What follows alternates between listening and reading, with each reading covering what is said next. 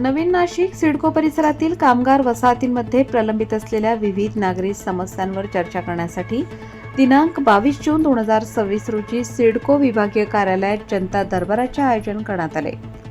या दरबारात नागरिकांनी पाणीपुरवठा, ड्रेनेज, रस्ते, खड्डे, आरोग्य आणि बांधकामाशी संबंधित अनेक समस्या मांडत प्रशासनाविरोधात तीव्र नाराजी व्यक्त केली। सिडको परिसरातील 1 ते 7 योजना तसेच अंबड, सातपूर, गोंदे आदी औद्योगिक वसाहतींमधील हजारो कामगार या परिसरात वास्तव्यास आहेत।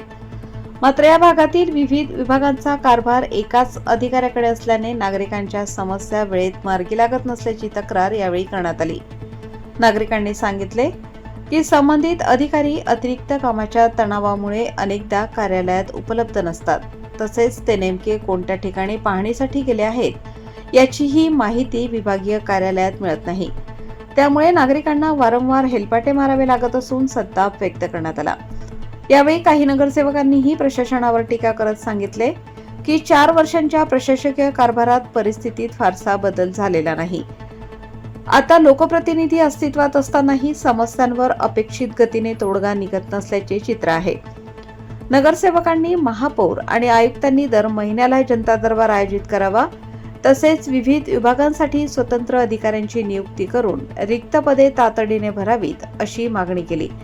दादासाहेब फाळके स्मारक आणि विश्रामगृह यासारख्या महत्त्वाच्या विषयांवरही लोकप्रतिनिधी आणि नागरिकांशी चर्चा करूनच निर्णय घ्यावेत अशी अपेक्षाही व्यक्त करण्यात आली। दरम्यान जनता दरबारात उपस्थित सभापती शिरसाट यांनी नागरिकांच्या तक्रारी शांतपणे ऐकून घेत संबंधित अधिकाऱ्यांना तातडीने समस्या सोडवण्याच्या सूचना दिल्या।